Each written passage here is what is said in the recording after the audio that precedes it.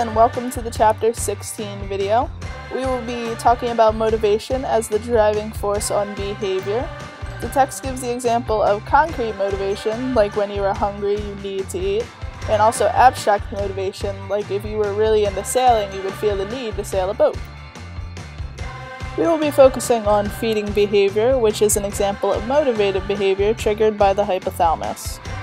Some of the key players that arise in our chapter are ghrelin, a peptide secreted by the cells of your stomach that stimulate appetite by activating neurons. High ghrelin lets your brain know that you're hungry. Leptin, a protein hormone that is released by adipocytes, which are your fat cells, then communicate with the neurons of the accurate nucleus of the hypothalamus.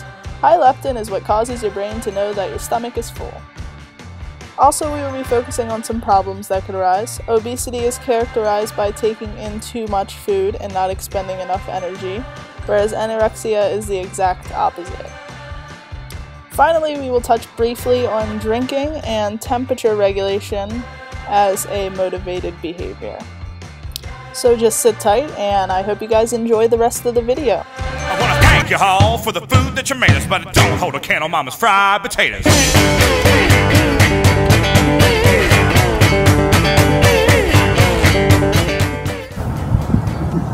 What's up, guys? How's it going, man? You know, man.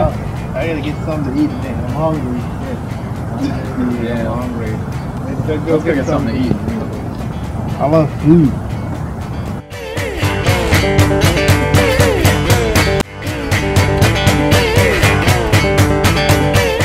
It's a hormone that is made in the stomach. So here's what happens. When ghrelin is manufactured and made in our stomach and it's pumped out into our system, we get hungry. I'm hungry, Mother. I'm hungry. No, Rolly, you've just had your dinner. But I am just the same. I'm so hungry I could eat a whole elephant.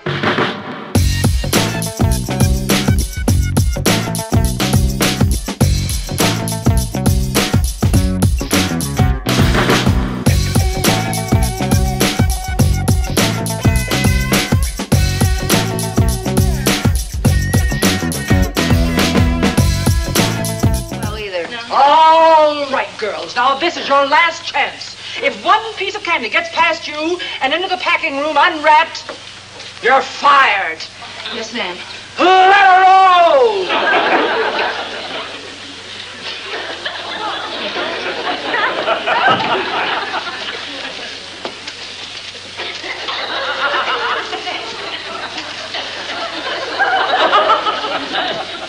Oh, this is easier.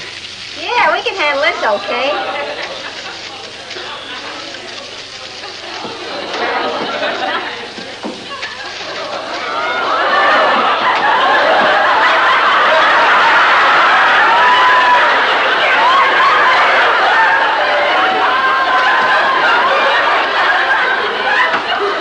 Listen, Ethel, I think this...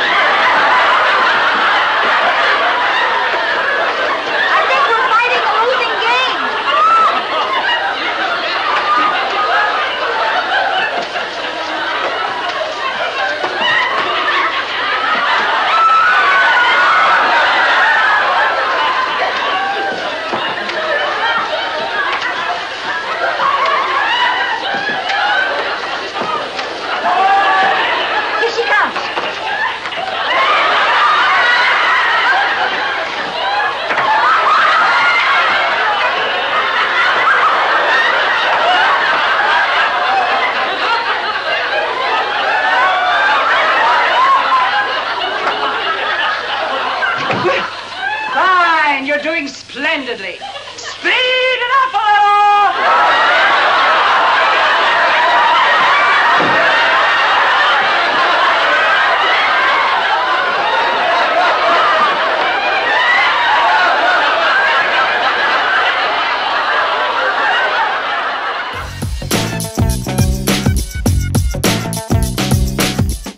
And leptin is now known to be a quite potent satiety factor that actually influences not only how much we eat, but also has very strong influences on energy expenditure, as well as having effects on body tissues throughout.